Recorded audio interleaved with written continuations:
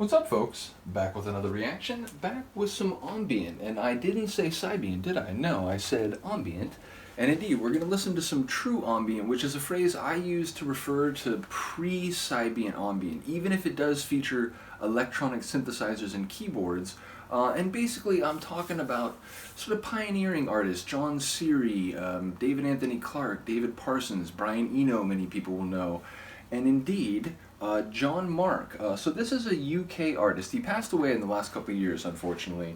A really cool artist who clearly put a lot of thought and sort of emotion and effort into his releases. Now, he was part of a, I think jazz kind of fusion, or basically jazz rock maybe duo. The other person's surname was Almond. I kid you not, their duo name, their band name was Mark-Almond. Both surnames, but it's funny how things work out, right? Somewhere, the singer of Soft Cell was like, wait, did someone say my name? Nevertheless, I absolutely love Jon Mark's material. Now, I used to have this on vinyl, and I've been meaning to react to it for a while. Well, guess what? This happens occasionally. I search my whole damn vinyl collection, 2,000 records, even flipping to parts of stacks that feature records I just don't play that often, or maybe records that I picked up randomly, and they're not necessarily a type of track that I would normally use in a DJ set. So even in the sort of corners and sort of fringes of my vinyl collection, I could not find my vinyl copy of this. So I don't know how, but somehow it evaporated from my collection. So I had to recently replace it on CD. I'm going to throw that away too, apparently. But this is a CD of ambient music themed around the Standing Stones of Callanish. Now, if you know, this is a sort of pre-Roman Celtic site slash series of artifacts. It's sometimes referred to as Scotland's Stonehenge. It's on the Isle of Lewis, I believe, off the mainland, or the coast of mainland Scotland. And yeah, it's a very striking set of stones. It's very evocative of Stonehenge, and like Stonehenge, the best assessments of what purposes it may have served is both ceremonial and astronomical, probably like Stonehenge. You can see one of the biggest stones here on the front, as well as our guy Jon Mark here on the back. His music, and I'm going to read from this booklet in a second. I'll try to be brief because I know a number of people will want to just get to the music. But his music has this sort of depth to it, and it's very cinematic, but also very tender and sort of mental. It feels like it's internal and sort of psycho-emotional as much as it is external. So again, the theme behind the overall album is the Standing Stones of Callanish, and if we'll just read a section here. So, in the misty Isle of Lewis, off the northwest coast of Scotland, rise the Standing Stones of Callanish. The megaliths were erected by the Celtic people between 2,000 and 4,000 years ago. We can only speculate why. Strong evidence exists for many astronomical alignments. The main ring, a chambered cairn, is often called the Scottish Stonehenge, with one avenue of monoliths pointing true north, another west. Now this goes on for multiple pages, and it's cool to me that he put that much sort of research and personal interest into crafting a concept album. And then right here we get this series of megaliths, really cool sort of shot of them.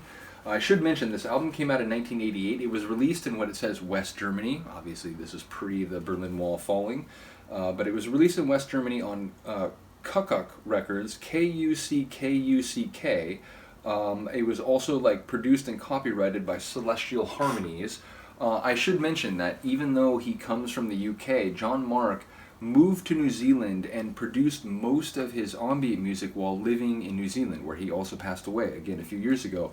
And it's crazy. David Parsons, David Anthony Clark, these are New Zealand ambient artists. So I'm not sure why, in the 70s, 80s, and 90s, a lot of more, again, electronic, but pre-Sybient and rave ambient, a lot of those artists seem to make a home in New Zealand. So I'm not sure why New Zealand is a home for ambient composers, but it apparently has been.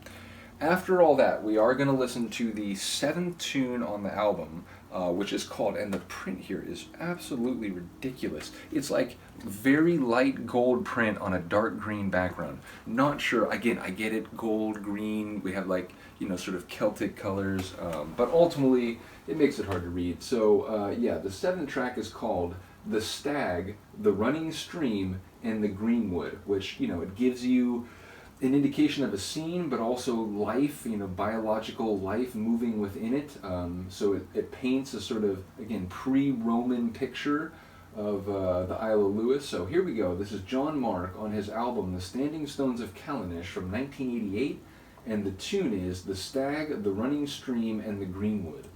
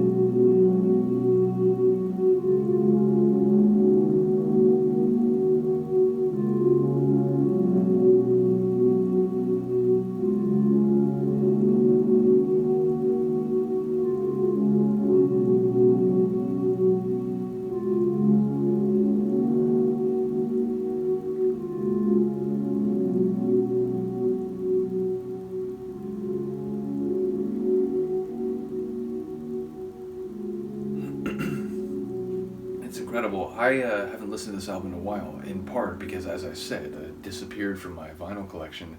I mean, it may still be there's like maybe it's like somehow like stuck to the side of a record and I keep flipping past it, but that doesn't even make sense because I'd have to flip past like 2 records. Nevertheless, I'm not sure why I haven't been able to find it, and maybe, I don't know, maybe like someone borrowed it and I didn't remember that, but yeah, I don't think that would have been the case. Either way, that it was more sort of emotional and sort of cerebral than I was remembering. Now, again, the whole album is essentially true ambient. You're not going to hear kick drums on this album. You're not going to hear hi-hats and so on, or cymbal crashes. But there are some different flavors in the tracks. This one is a bit more like, again, it feels very tender, very like psycho-emotional. There are others that are a bit more like you're sort of exploring the space, which I guess kind of that main motif, that sort of like that kind of announcing on the hilltop sort of motif. I guess that one could be interpreted that way in this piece, but there are other pieces that have a bit more of that flavor, and it's just super cool. I'm so excited to have this, and I will say the one thing about having it on CD is that ultimately, records, they pick up little pops and surface noise here and there, which on a like slamming techno record, you're not really going to notice that much. But on a very quiet and like subtle ambient record, you will definitely notice more.